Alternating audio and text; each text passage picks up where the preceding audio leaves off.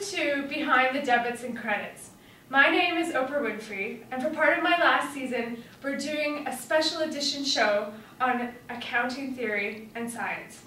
My three guests today include David Abrams, scientist, author, and sleight-of-hand magician; Prem Sika, professor from the Essex School of Business and contributor to The Guardian; and Jess Skilling, jailbird and former CEO of Enron. Well, I guess we'll get this interview started off. First, talking about accounting theory. I know that we all are probably aware of what positive accounting is. So I guess we'll open up a roundtable discussion. What does a positive accounting theorist believe about language? David? Well, historically, the human language has been informed by so many different sounds in our direct sensorial environment. And if we end up subscribing to the view of the world as a unit that relies primarily on mechanism, I feel that our language will eventually deteriorate as we begin to take for granted the sounds around us. Next roundtable question, which is, what is science's role in the efficient market hypothesis? And I'll start with you, Jeffrey. It's proven that a market fully reflects what's going on in all information at all times. Look at my example. We always bet analyst projections and prices always went up. Doesn't make any sense. Like, I don't want to hear this anomalies argument either. That's just people looking at a polar bear for long enough and making it turn black. Doesn't make any sense. Market is and always will be the best regulator. Well, that's because you were looking out for your own interest, Jeff. Hey, I'm in jail for looking out for the shareholders' best interest. That's what I did. So David, do you have anything to contribute to this roundtable discussion on what science's role is in the efficient market hypothesis? That's a very good question. Well, I think whether we are scientists or slackers, whether we are farmers or physicists, we have all been born into a culture that profoundly conditions and constrains our senses.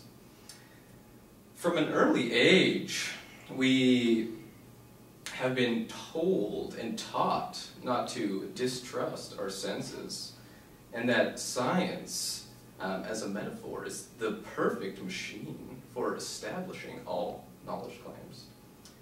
For many years, I involved myself and studied and practiced much of my trait, sleight-of-hand magician. And it was from my craft that I became interested in the notion of perception, and perception as a medium for understanding. If you're able to disguise reality by manipulating perception, anything is possible. Well, that's a very interesting take you have there, David. I guess we have a couple more questions left here, but we will get back to those after this quick commercial break. Thank you. Keep asking why. It's just the most critical question there is. We inherit some ideas that are unnecessary. We have to jettison that excess baggage in order to make progress. We get tired of questions when we accept our day-to-day life as something without question. People who have really creative ideas are people who keep asking why not. You can't really live without the question why.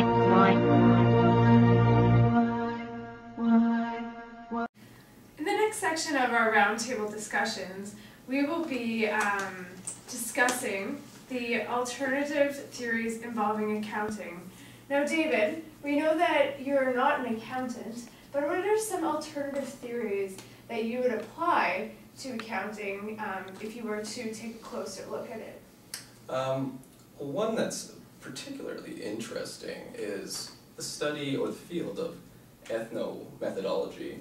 As an ethnomethodologist would say, we create methods or rules in society to facilitate our day-to-day interactions. And as you mentioned, I know I am not an accountant, but I believe this could apply to the accounting field in that theory or methods would be or could be dictated through practice rather than as it is now, I believe, as a predetermined guide which kind of blinds us as we follow this guide, and I feel like that's a major human weakness. Well, thank you very much, David. That's definitely a very interesting alternative of accounting theory. Now, Mr. Skilling, or Mr. Jailbird as we like to call you on this set. That's low. What can you tell us about an alternative theory that you would apply? Another low blow there. I firmly believe, and let me reiterate, firmly, that there's no place for accounting. The market will absorb any numbers anyway, so why are we reporting these kind of things? Everything's already kind of displayed. Not kind of, but definitely displayed in our stock price anyway. So I don't know why accounting is useful. But I do believe, however, that without these rules, the world would be chaotic. And that's what I've learned from my time here in the Crowbar Hotel. But these rules are just going to be manipulated and worked around, and loopholes are going to be found. But I want to reiterate something here. When I was practicing or working as a spokesperson for the stakeholders of Enron, I worked in their best interest at all times. I want to reiterate that. Well, sure, Jeff. That sounds like an interesting alternative theory to accounting, but Prem, can you give us any insight on what alternative theories you would apply to accounting? As a political economist, I definitely agree with Mr. Skilling that rules are essential. Yet those making the rules are doing a terrible job. Regulators are currently captured by all the big four firms, and they are made to serve themselves. There are too many conflicting interests. No. So now our roundtable discussion is taking a different turn, and we're starting to look at accounting practice. So I guess I'll start with you, Mr. Jailbird there. What do you think is the largest problem in the markets today? One problem: regulation. It stifles innovation, efficiency, growth, everything we stand for in America. Now that I'm here and I can't be the spokesperson for this American ideology, I'm so frustrated. When I do see TV, I see regulation. No, let's make this public. No, let it go. That's very interesting and not surprising from you, Jeff. Prem, what do you think is the largest problem in the markets today? I see a few problems: offshore tax havens, lack of accountability, and the capture of regulators. The ability of society to look into our corporations has been blocked and blinded because of accounting and the lack of regulation providing us with what we need. My buddy's handiwork over here with Enron caused the paying off of auditors and politicians. That's the perfect example of our problem. David, do you have anything to interject here? Well, I'm not too sure I really agree with either of you intelligent individuals. Well, maybe intelligent individuals. But I will say that I feel that we need to trust our senses more, and we tend to act on irrational behaviors or ideas that tend to lead to negative outcomes, not only for the individual, but for greater society as well.